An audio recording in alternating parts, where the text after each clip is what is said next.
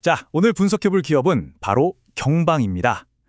이게 알면 알수록 정말 재밌는 마치 수수께끼 같은 회사인데요. 한번 제대로 파헤쳐 보겠습니다. 이야기의 시작은 이겁니다.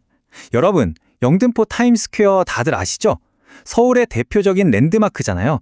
그런데 이 엄청난 자산을 가진 회사의 시가총액이 고작 3천억 원대라면 믿으시겠어요? 이게 바로 경방이 가진 가장 큰 미스터리입니다. 그 미스터리를 숫자로 보여주는 게 바로 이 PBR 0.3배입니다. 이게 무슨 말이냐면요. 회사가 가진 진짜 재산이 1만 원짜리라고 치면 주식시장에서는 이걸 고작 3천 원에 팔고 있다는 뜻이에요. 와, 정말 말도 안 되는 극심한 저평가 상태인 거죠. 자, 그럼 이 수수께끼를 어떻게 풀어야 할까요? 그 첫 번째 열쇠는 바로 경방이 사실 한 회사가 아니라 전혀 다른 두 개의 얼굴을 가진 회사라는 점을 이해하는 데 있습니다. 자, 이 회사가 돈을 어떻게 버는지 한번 볼까요? 매출 비중만 놓고 보면 섬유 사업이 60%가 넘네?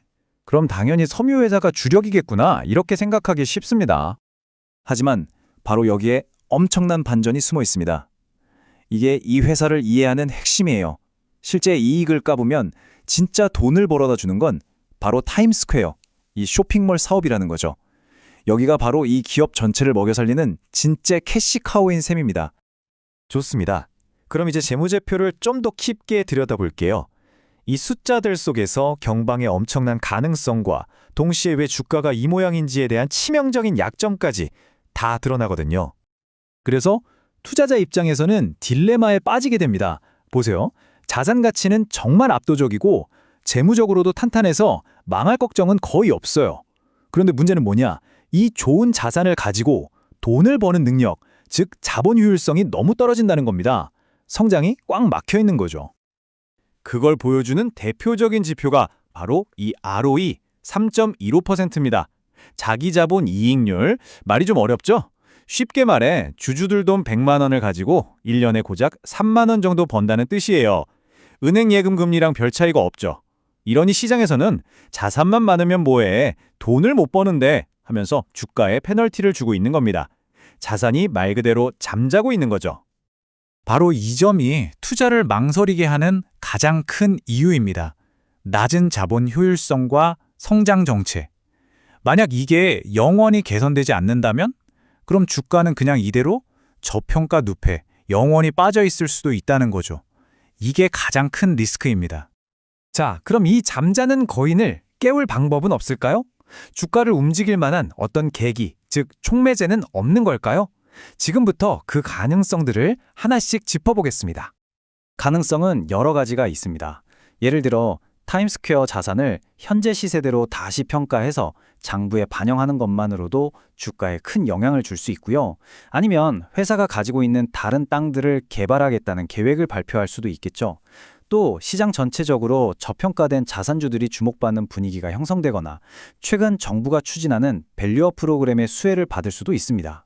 이런 것들이 바로 잠자고 있는 주가를 깨울 수 있는 핵심 열쇠들입니다. 자, 그럼 이 모든 내용을 종합해서 그래서 우리는 어떻게 해야 하는가 하는 실질적인 투자 전략, 매매 전략에 대해 이야기해 보겠습니다. 주가 시나리오는 크게 세 가지로 나눠볼 수 있는데요. 아주 긍정적인 상황, 일반적인 상황, 그리고 좀 보수적인 상황입니다. 여기서 중요한 건요. 가장 보수적인 기본 시나리오만 따져봐도 목표 주가가 12,000원이라는 거예요. 지금 주가 생각하면 상당한 상승 여력이 있는 거죠. 그럼 기술적으로는 어디를 봐야 할까요? 만약 매수를 생각하신다면 8,000원에서 8,300원 사이가 굉장히 강력한 지지선이 될 겁니다. 이 가격대에서는 주가가 잘 버텨줄 가능성이 높다는 거죠.